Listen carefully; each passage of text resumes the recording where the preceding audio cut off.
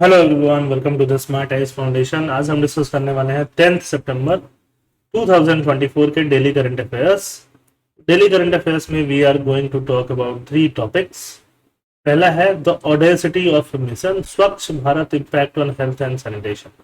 स्वच्छ भारत का क्या इम्पैक्ट रहा है हेल्थ एंड सैनिटेशन पे, तो ये जीएस पेपर 2 गवर्नेंस का हिस्सा बन जाएगा। Anusandhan national research foundation ANRF driving India towards knowledge economy, ये science and tech GS paper 3 का पार्ट बनेगा।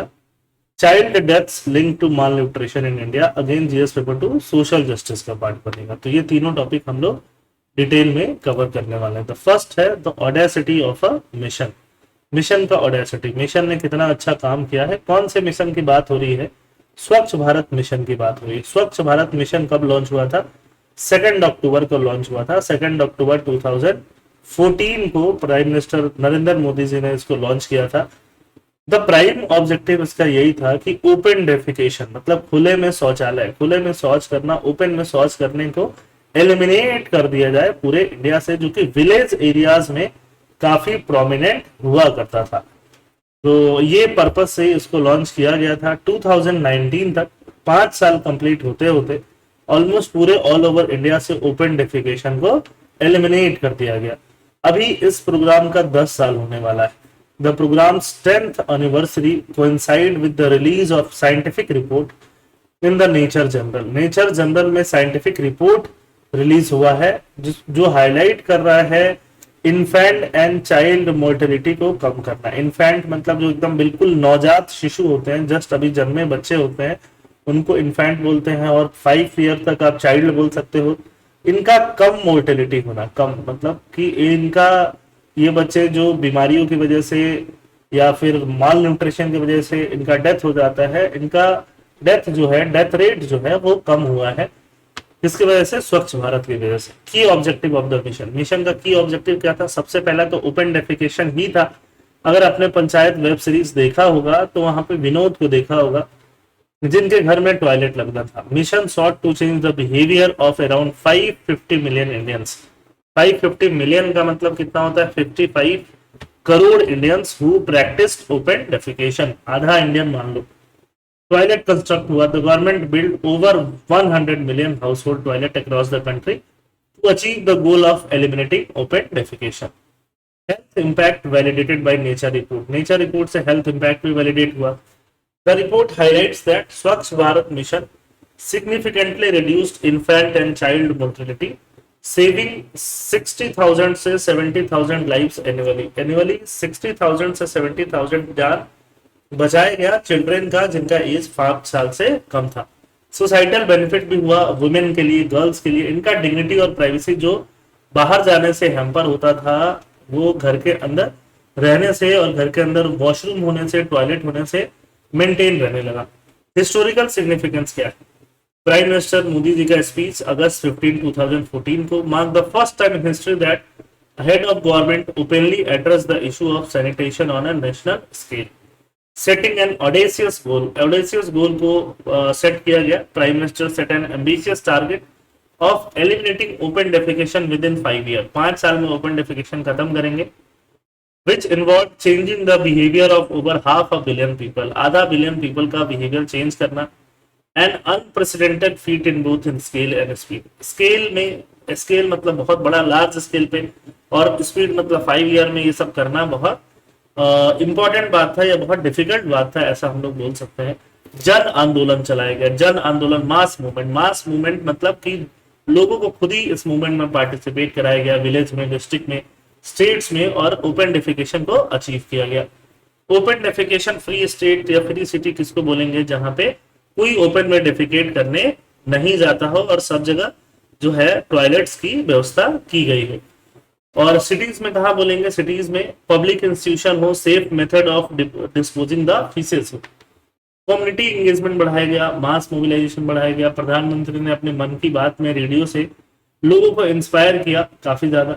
The mission becomes a community lead initiative. तो अगर किसी मिशन को सक्सेसफुल बनाना है तो कम्युनिटी लेड होना, जन आंदोलन होना बहुत इंपॉर्टेंट हो जाता है।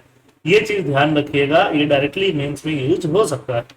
Village that achieve ODF status celebrated with a Gaurav Yatra. जिस विलेज में ओपन डेफिकेशन नहीं होने लगा उन्होंने गौरव यात्रा निकाला एक सेंस ऑफ अकम्पलिशमेंट के लिए।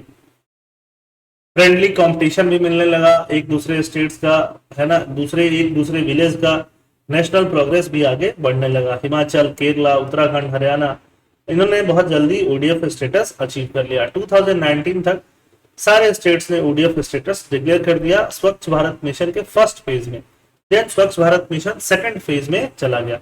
यूनिसेफ आपको पता होगा जो यूनाइटेड नेशन का पार्ट है। तो यूनिसेफ ने क्या बोला, originally the United nation international children emergency fund, officially 1953 से काम कर रहा है। तो यूनिसेफ ने बोला कि ओडीएफ स्टेटस आ जाने से 50,000 एनुअली बच रहा है हाउस होल्ड का, क्योंकि अगर ओपन में डिफिकेट करते हैं वो पानी में मिलता है, फिर वो फूड चेन में आता है, फिर उससे बीमारियां फैलती हैं।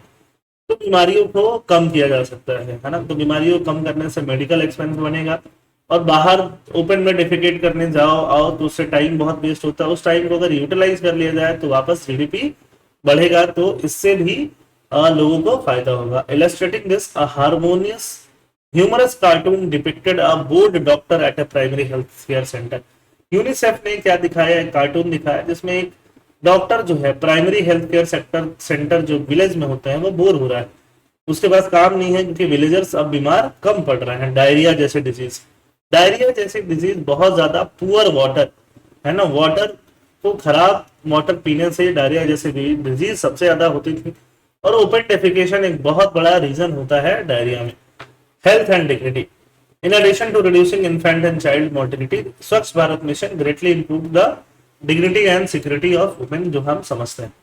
Global influence and knowledge sharing, the Swachh Bharat mission success drew international attention as seen during the Mahatma Gandhi international sanitation convention. Mahatma Gandhi international sanitation convention भी हुआ जिसमें इंटरनेशनल अटेंशन भी मिला। 55 health and sanitation ministers different देश से, डिफरेंट कंट्रीज से इसको अटेंड कर रहे थे। नाइजीरिया के मिनिस्टर भी अटेंड कर रहे थे। उन्होंने इंस्पायर होकर नाइजीरियन कैंपेन भी चलाया, क्लीन नाइजीरियन कैंपेन। तो स्वच्छ भारत मिशन के 4 की लेसन क्या है जो दिल्ली डिक्लेरेशन हुआ था उसमें रिकॉग्नाइज किया गया कि पॉलिटिकल लीडरशिप इंपॉर्टेंट है। पॉलिटिकल लीडरशिप जो चाहेगा, जैसे चाहेगा वैसे वो गाइडलाइन दे सकता है, वैसे वो पॉलिटिकल अर्जेंसी दिखा सकता है। फाइनेंस होना चाहिए, गवर्नमेंट की तरफ से पैसा आना चाहिए, जैसे स्वच्छ भारत मिशन में काफी पैसा खर्च हुआ। Partnership, state government, central government, panchayat, different form of government, non governmental organisation, है ना। अक्षय कुमार की मूवी भी आई थी टॉयलेट, एक प्रेम कथा, आपको पता होगा या याद होगा। तो पार्टनरशिप बहुत जरूरी है, भले ही डायरेक्ट पार्टनरशिप हो या इनडायरेक्ट हो, पीपल का participation. These 4P are vital for the success of large scale developmental progress and are instrumental progress towards sustainable development goal 6। 6 क्या है, sanitation and water। ये चारों आप डायरेक्टली याद रख सकते हो। किसी भी मेंस का ऐसा आंसर जिसमें पब्लिक पॉलिसीज वगैरह की बात की जा रही हो, आप वहां पे यूज कर सकते हैं। स्वच्छ भारत मिशन के अलावा और कौन से मिशन हैं जो सक्सेस की तरफ चल रहे हैं? उज्ज्वला योजना, जिसमें कुकिंग गैस सिलेंडर दिया जाता है वुमेन को। जनधन योजना, इनेबलिंग बैंक अकाउंट, जिसमें सब लोगों के बैंक अकाउंट, हर घर में एक बैंक अकाउंट खोलने की बात की गई थी। ये भी काफी सक्सेसफुल मिशन हुआ है, इसके लिए 10 साल होगा। आवास योजना, जिसमें अफोर्डेबल हाउसिंग दिया जाता है। आयुष्मान भारत, जिसके 5-6 ईयर्स होने को है। Medical insurance scheme for the poor, और जल जीवन मिशन, हर घर जल। तो ये सारे स्कीम्स हैं जो स्वच्छ भारत के अलावा जो अच्छा काम कर रहे हैं। क्वेश्चन नंबर, अब हम लोग टॉपिक नंबर 2 पे चलते हैं। इस टॉपिक को मैंने पहले भी कवर किया हुआ है, बट ये टॉपिक काफी इंपॉर्टेंट है। इंपॉर्टेंट क्यों है? क्योंकि इसी साल जुलाई में ही ये लॉन्च हुआ है। तो जुलाई में भी मैंने इसको कवर किया था, मे बी मैंने अगस्त में भी किया था, वापस मैं सितंबर में भी कर रहा हूँ। जो लोग रिसेंटली देख रहे होंगे उनको समझ में आएगा, जो लोग पुराना से देख रहे हैं उनका रिविजन होगा। अनुसंधान national research foundation, driving India towards a knowledge economy. अनुसंधान, अनुसंधान मतलब रिसर्च ही होता है। अनुसंधान नेशनल रिसर्च फाउंडेशन, एक रिसर्च फाउंडेशन इंडिया ने बनाया है। रिसर्च फाउंडेशन से क्या होगा, रिसर्च को प्रमोशन किया जाएगा। रिसर्च प्रमोट करके उस रिसर्च को यूज करेंगे इकोनॉमी में, रिसर्च का यूज होगा इकोनॉमी में, जिससे इंडिया एक नॉलेज इकोनॉमी की तरफ आगे बढ़ेगा। On July 23, 2024, Finance Minister announced the operationalization of Anusandhan National Research Foundation, a crucial step for India's research and innovation. The foundation, established under the ANRF Act, aims to transform India into a knowledge-driven society by promoting research across its academic institution. जो क्या promote करेगी? Research promote करेगी। बहुत सारे India के universities में infrastructure का gap है और उसके अलावा फंडिंग गैप है। ANRF seeks to address the lack of infrastructure in India's state and central universities. तो जो जहां पे इंफ्रास्ट्रक्चर का गैप है उस इंफ्रास्ट्रक्चर के गैप को फुलफिल करने का काम करेगी। Timely fund disbursal and reduced bureaucracy, fund का डिसबर्सल टाइमली होगा और ब्यूरोक्रेटिक हर्डल जो होगा फंड जो डिसबर्स करने में उसको कम किया जाएगा, जिससे रिसर्च और ज्यादा इजी बनाया जा सके और इंडस्ट्री और एकेडमिया का कोलैबोरेशन, एकेडमिक्स का कोलैबोरेशन, प्रोफेसर स्टूडेंट का कोलैबोरेशन बढ़ाया जा सके। Funding and private sector, funding कितना है? वैसे तो बजट 5 इयर्स में 50,000 करोड़ रखा गया है, बट क्या पूरा पैसा सेंट्रल गवर्नमेंट देगी? ऐसा नहीं है। 14,000 करोड़ गवर्नमेंट खर्चा करेगी, बाकी प्राइवेट सेक्टर से पैसे लेने हैं, इंडस्ट्रीज से लेने हैं, फिलांथ्रोपी से लेने हैं। यूएस में भी कुछ ऐसा ही होता है। यूएस में भी यूएस नेशनल साइंस फाउंडेशन है, वैसे ही आपका जो हमारा रिसर्च फाउंडेशन है वहीं से एक प्रेरणा लेता है, इंस्पिरेशन लेता है। इनकरेजिंग हाई रिस्क, जिसमें कि रिस्क हाई हो रही, मतलब फेलियर का रिस्क, ऐसा नहीं कि कुछ दुर्घटना का रिस्क हो। Cutting edge research that can be develop further by industry, एक रिसर्च लेवल तक आ जाना सो दैट कि इंडस्ट्री उसको फर्दर डेवलप कर पाए, डेवलप करके उसको यूजेबल बना पाए और उससे उसको इकोनॉमी में इंटीग्रेट किया जा सके, उससे जीडीपी बढ़ाया जा सके, उससे डेवलपमेंट किया जा सके, है ना। तो एक रिसर्च के मॉडल पे लेके आना यहाँ पे काम है। इंडस्ट्री एकेडमिया का कोलैबोरेशन यूएस में होता है। ANRF उसी को इंप्लीमेंट करने की इंडिया में भी कोशिश कर रही है। साथ साथ नेशनल एजुकेशन पॉलिसी के साथ भी एक कोहेरेंस बनाने की कोशिश कर रही है, अलाइनमेंट बनाने की कोशिश कर रही है। नेशनल एजुकेशन पॉलिसी जिसका मेन फोकस क्या है? एजुकेशन। मिसिंग मिडिल को एड्रेस कर रही है। IIT IIM में 1% स्टूडेंट इनरोल होते हैं, IITs में थोड़ा रिसर्च हो रहा होता है, बट बाकी जो स्टेट यूनिवर्सिटी है वहां पे फंडिंग कम है या फिर लैक ऑफ फंडिंग है या फिर अंडर फंडेड इंस्टीट्यूशंस है, वहां पे क्वालिटी रिसर्च इंफ्रास्ट्रक्चर ही नहीं है। जब इंफ्रास्ट्रक्चर ही नहीं होगा तो स्टूडेंट रिसर्च क्या करेंगे? वहां पे फंडिंग को बढ़ावा देना ANRF का काम होगा। R&D एफर्ट को बहुत सारे मिनिस्ट्रीज में स्ट्रीमलाइन करेगा। बहुत सारी मिनिस्ट्रीज अलग अलग तरीके से रिसर्च करती रहती है, डिफेंस अलग, एग्रीकल्चर अलग, हेल्थ अलग, सेपरेट R&D प्रोग्राम चलाते हैं। ANRF क्या करेगा? कोऑर्डिनेट करेगा, रिसोर्स को और एफिशिएंटली यूज कराएगा। By aligning R&D effort across sector, ANRF will create a more cohesive and impactful research environment in India, pushing the country towards global recognition in research and innovation. Country को global recognition in research and innovation में push करेगा। Bold funding strategy and comprehensive research support. Non governmental funding को बढ़ाएगा। Rational for industry and philanthropic involvement. Reliance on non governmental funding is a strategic choice for ANRF, है ना। Non गवर्नमेंटिंग funding पे जो choice ANRF ने दिखाया है, चाहता तो पूरा का पूरा 50,000 करोड़ जो है वो गवर्नमेंट ऑफ इंडिया खुद ही खर्च कर सकती थी, बट यहाँ पे उन्होंने प्राइवेट पार्टीज के लिए भी बहुत सारा फंडिंग छोड़ रखा है। ये एक स्ट्रेटेजिक चॉइस है, ऐसा नहीं कि पैसे नहीं देना एक चॉइस है, पैसे को तो कम रखना ही है, बाकी इंडस्ट्रीज का पार्टिसिपेशन प्रमोट करना है, वैसा पार्टिसिपेशन जो मार्केट डिमांड से अलाइन हो। फिलांथ्रोपिस्ट जो खर्चा करना चाहते हैं ऐसे इनिशिएटिव में, उनसे खर्च कराना है। This approach helps address current R&D funding challenge. Currently India में 0.7% of the GDP research and development में खर्च किया जाता है, बहुत ज्यादा खर्च नहीं किया जाता है, तो और ज्यादा प्राइवेट से खर्च कराया जाए, ये यहाँ पे कोशिश किया जा रहा है ना। तो गवर्नमेंट फंडिंग कभी कभी डिस्पर्सल में डिलेज वगैरह काफी हो जाते हैं, उसको एड्रेस करने का यहाँ पे काम किया जाएगा। Support for lower technology readiness level. Lower technology readiness जिसका कम है ना, वैसे R&D को सपोर्ट किया जाएगा।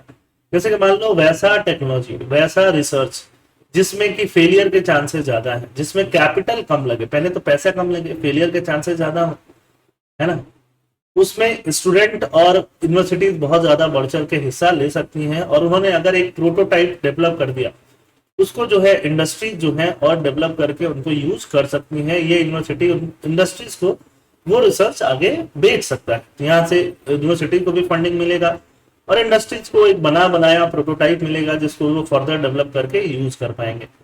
Government complementary government initiative, the research announce for RS 1 lakh crore corpus for higher TRL research in focused research organization and deep tech startup complements ANRF effort. Together, these initiatives aim to cover the entire research spectrum from basic to industry-driven development. Impact and potential क्या होगा? Strategic advancement. ANRF represent a significant advancement for India's research capabilities. ANRF represent करता है significant advancement किसके लिए? India के research capabilities के लिए। Global best practices को इनकॉर्पोरेट करता है while addressing the unique challenges of India's higher education. India के हायर एजुकेशन के यूनिक चैलेंजेस को एड्रेस करता है। With effective execution, ANRF has the potential to position India as a knowledge-driven economy, fostering sustainable and inclusive development, जिससे कि sustainable and inclusive development foster होगा। Topic number 3, which is also the last topic for the day, child deaths linked to malnutrition. Child death किसके वजह से होता है? माल nutrition की वजह से। हम लोग डिस्कस कर रहे थे फर्स्ट टॉपिक में स्वच्छ भारत मिशन में, हाइजीन अगर अच्छा नहीं है, माल न्यूट्रिशन है, इन सब की वजह से चाइल्ड डेथ हो सकता है। The article examines the high rate of child death linked to malnutrition in India, where over 70% of child death under 5 in 2021 were attributed to this issue. जितने चाइल्ड डेथ हुए India में 2021 में 70% सिर्फ माल nutrition की वजह से हुए। तो ये एक डेटा भी है जो डायरेक्टली आप एग्जाम में यूज कर सकते हो और इसको हमें यूज भी करना है। ये बच्चे को आप देख पा रहे हो, है ना, इसके हाथ पैर को देख पा रहे हो कि कैसा ये माल न्यूट्रिशन का शिकार हो रखा है। In 2021 India witnessed approximately 0.7 million child death under the age of 5। Out of this 0.5 million were attributed to child and maternal malnutrition. Child का भी मॉल न्यूट्रिशन होता है, खराब न्यूट्रिशन, और मैटरनल मतलब माताओं का भी, मदर्स का भी मॉल न्यूट्रिशन होता है। 70% चाइल्ड डेथ किसकी वजह से हुए? माल न्यूट्रिशन, न्यूट्रिशनल डेफिशिएंसी, खाने में न्यूट्रिशन की कमी की वजह से। अगर हम वर्ल्ड से कंपेयर करें, वर्ल्ड से, तो वर्ल्ड में 50% डेथ्स जो हुए चाइल्ड के वो माल न्यूट्रिशन की वजह से हुए, जबकि इंडिया में 70% डेथ जो हुए वो माल न्यूट्रिशन की वजह से हुए। तो इंडिया में इसका जो रेशियो है माल न्यूट्रिशन से डेथ होने का बहुत ज्यादा है। अगर हम इंडिया में बात करें चाइल्ड डेथ का, तो रिस्क फैक्टर क्या क्या है? Low birth weight. अगर ये डेटा देखें तो बर्थ वेट, बर्थ के टाइम पे जो वेट आया वो लो बर्थ वेट बहुत ज्यादा बच्चों में देखा गया, जो जिन बच्चों का डेथ हुआ। कुछ बच्चे आपको 70,000 से ऊपर बच्चे अंडर वेट भी दिखे, वेस्टेड बच्चे भी दिखे। वेस्टेड बच्चे, है ना, वेस्टेड मतलब जिनका वही अगेन वेट जो है वो कम ही रहता है। स्टंटेड, जिनकी हाइट कम रहती है, जिनको ब्रेस्ट फीडिंग कम कराया गया उनको बोला गया सब optimal breast feeding. Vitamin A deficiency, vitamin A deficiency 1550 बच्चों में रही, जिंक डेफिशिएंसी भी 264 बच्चों में रही। तो लो बर्थ वेट, बर्थ के टाइम वेट के बारे में बात हो रही है। बाकी वेस्टिंग स्टंटिंग है अंडर 5 तक पहुंचने में 3 ईयर 4 ईयर, है ना। 4 ईयर का बच्चा भी अगर अपने एज के हिसाब से, हाइट के हिसाब से पतला है, उसको हम क्या बोल सकते हैं, या उसका वजन कम है, वेस्टिंग बोल सकते हैं उसको। लो बर्थ वेट जो है एक बहुत बड़ा रिस्क फैक्टर है। ये किसकी वजह से होता है? प्रेगनेंसी में डिजीजेस की वजह से हो जाता है। प्रेगनेंसी में प्रेग्नेंट वुमेन को अच्छे से न्यूट्रिशन नहीं मिला, उसकी वजह से होता है। Wasting and stunting, condition where children are either too thin for their height और too short for their age, है ना। ये जनरली 2 ईयर 3 ईयर के बच्चे जब हो जाते हैं तब इनको देखा जाता है। तो ऐसे बच्चे भी, इनका भी डेथ रेट काफी हाई होता है। अगर जीडीपी पर कैपिटा की बात करें तो इंडिया यहाँ पे आता है। ऑब्वियसली इंडिया के जीडीपी पर कैपिटा जो है पाकिस्तान से ज्यादा है, इथियोपिया से काफी ज्यादा है, नेपाल से ज्यादा है ना। बट अगर हम बात करें माल न्यूट्रिशन से रिलेटेड डेथ रेट की, तो माल न्यूट्रिशन से रिलेटेड डेथ रेट की बात करें तो इंडिया यहाँ पे नेपाल के ऊपर ही आ रहा है कहीं ना कहीं। Low income countries, malnutrition rates are much higher in low income countries due to inadequate nutrient diversity. Nutrient का डाइवर्सिटी बहुत ज्यादा नहीं है, लोग भात खाते रह जाते हैं। And higher prevalence of infectious disease, infectious disease, malaria वगैरह, बहुत सारे डायरिया वगैरह, इनका डिजीज का प्रिवेलेंस भी ज्यादा होता है। GDP correlation, death rates from malnutrition are significantly lower in wealthier countries. Wealthier countries की बात करें, देखो इधर आपका यूएई, रशिया है ना, इन सब कंट्रीज में डेथ रेट्स जो है वो काफी कम है और बाकी कंट्रीज में ज्यादा है। इनफैक्ट श्रीलंका जैसे कंट्रीज में भी कम देखने के लिए मिलेगा। Most mall nutrition related deaths occurred in सब सहारन अफ्रीका। यहाँ देखोगे सोमालिया, माली, चैड, सेंट्रल अफ्रीकन, यहाँ पे इनसे रिलेटेड डेथ्स आपको बहुत ज्यादा देखने के लिए मिलेगा। और साउथ एशिया, नेपाल में भी देखने के लिए मिल रहा है, पाकिस्तान में भी मिल रहा है, इंडिया में भी मिल रहा है। ये सब किसके कंट्रीज हैं? South Asia countries. क्या ओवर द टाइम इंडिया ने प्रोग्रेस किया है? बिल्कुल किया है। डेथ रेट्स डिक्रीज हुआ है 1990 से 2021 के बीच में। Global deaths link to malnutrition 6.6 million से 2.4 मिलियन हुआ, 63% रिडक्शन। इसी टाइम पीरियड में इंडिया का डेथ रेट जो है रिडक्शन 80% है। तो काफी इंडिया ने इंप्रूव किया है, बट अभी और काफी इंप्रूव करना है। तो आपको अच्छा डेटा दिखाना है तो आप ये डेटा दिखा सकते हो, खराब डेटा दिखाना है तो इनिशियली जो डेटा था उसको लिख सकते हो, डायरेक्टली यहाँ यूज हो सकता है।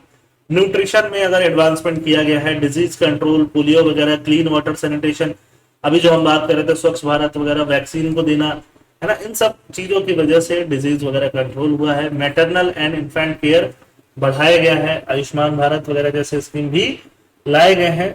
ठीक है, Ayushman Bharat directly maternal health से रिलेट नहीं करता है कई बार, बट हाँ स्किल्ड हेल्थ वर्कर्स को बढ़ाना, better support for mother and infant, ये सारी चीजें कंट्रीब्यूट की हैं कि माल न्यूट्रिशन रिलेटेड डेथ इंडिया में कम।